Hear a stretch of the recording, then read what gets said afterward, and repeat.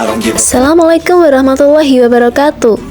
Hai Sobat Isti dimanapun berada. Salam sehat dan sukses untuk kita semua. Kembali lagi di channel Isti. Pada kesempatan kali ini akan membahas cara panen dan pasca panen tembakau.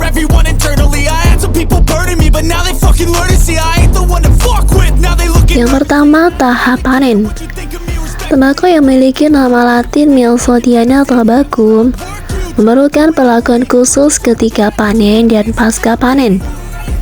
Pemanenan adalah suatu tahapan budidaya tembakau yang sangat penting diperhatikan dalam mendapatkan kualitas panenan yang tinggi. Adapun yang perlu diperhatikan adalah kematangan daun, keseragaman daun, dan penanganan daun hasil panenan.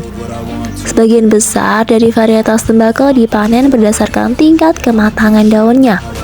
Dilakukan mulai dari daun bawah sampai daun atas.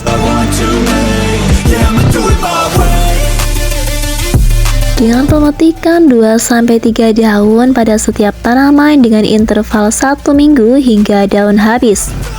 Pemetikan dilakukan pada umur tanaman 90-100 hari. Pemetikan ini dilakukan 1-3 helai daun dengan selang waktu 2-6 hari. Waktu pemetikan tembakau dilakukan pada pagi hari sebelum fotosintesis. Sedangkan untuk tembakau dilakukan pada sore hari setelah fotosintesis. Komposisi daun tembakau terdiri dari daun pasir 3-4 lembar, daun koki 4-6 lembar, daun tengah 6-8 lembar, dan daun pucuk 2-4 lembar. Setelah dipetik, daun disusun dalam keranjang dengan posisi berdiri untuk daun yang masih berembun, dan diatur posisi tidur kalau daun sudah kering. Proses selanjutnya adalah menunggu pengolahan berikutnya sesuai dengan kegunaan dari masing-masing jenis tembakau.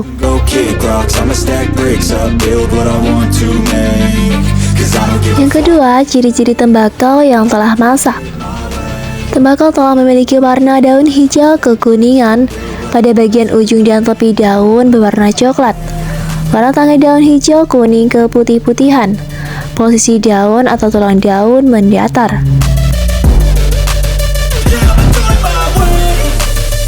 Yang ketiga, pasca panen.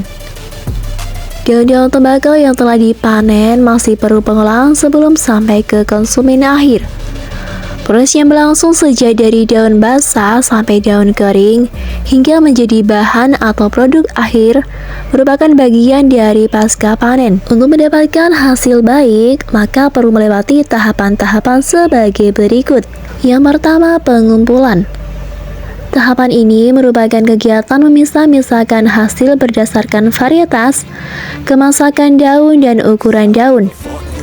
Daun yang dipetik jangan sampai terlipat atau tertekan secara mekanis dan dihindari kontak langsung dengan sinar matahari. Yang kedua, penyortiran dan penggolongan. Pada tahap ini biasanya dilakukan penggolongan berdasarkan warna daunnya. Akiran dengan warna daun hitam, slick atau licin dengan mulus dengan warna daun kuning-kuning muda. Langsling atau gudang licin dengan warna daun kuning seperti warna buah jeruk lemon. Dan yang terakhir, mori gresset atau sedikit kasar dengan warna daun antara kuning dan orange.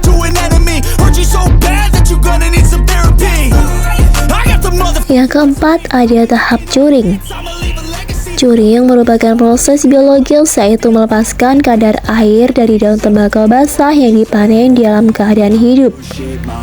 Selama ini di beberapa petani ada yang berpendapatan bahwa curing adalah proses pengeringan tembakau saja, tidak menyadari bahwa sel-sel di dalam daun tembakau masih tetap hidup setelah dipetik. Adapun tujuan puring melepaskan air daun tembakau hidup dari kadar air 80-90% menjadi 10-15%. Perubahan warna dari zat hijau daun menjadi warna orange dan aroma sesuai dengan standar tembakau yang diproses. Pada saat curing, yang perlu diperhatikan juga adalah kapasitas daun di dalam oven. Juga cuaca waktu diproses. Kalau musim hujan harus lebih longgar daripada waktu musim kering. Adapun tahapan curing adalah sebagai berikut. Yang pertama, penguningan.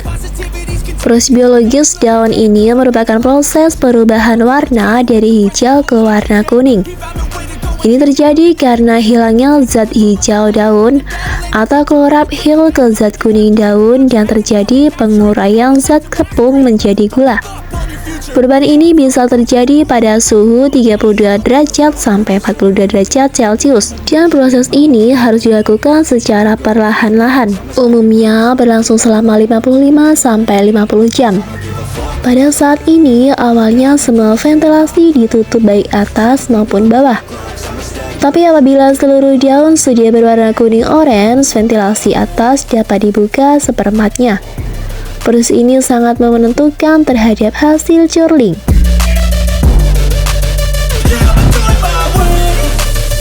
Yang kedua, pengikatan warna. Apabila seluruh daun sudah berwarna kuning orange, baik lembar daun maupun tulang daun, maka secara perlahan suhu dapat dinaikkan. Pada saat proses ini terjadi, maka apabila daun masih berwarna hijau, maka hasil tetap berwarna hijau, begitu pula sebaliknya. Karena pada suhu 43 sampai 52 derajat Celcius ini terjadi peningkatan warna. Pada tahapan ini, ventilasi dibuka sedikit demi sedikit sampai akhirnya dibuka seluruhnya. Adapun waktu yang diperlukan kalau berjalan sempurna sekitar 18 sampai 19 jam. Yang ketiga, pengeringan lembar daun. Proses ini bertujuan untuk mengurangi kadar air di dalam lembar daun dengan cara menaikkan suhu 53 sampai 62 derajat Celcius. Pada tahap ini, seluruh ventilasi dibuka karena air yang keluar dari sel-sel daun akan menjadi uap air. Uap-uap tersebut harus dibuang keluar oven agar tidak kembali ke daun. Ciri-ciri proses ini, daun sudah terasa kering apabila dipegang. Akan tetapi, tulang daun masih terasa basah dan terlihat keriput atau keriting. Waktu yang dibutuhkan sekitar 30 sampai 32 jam.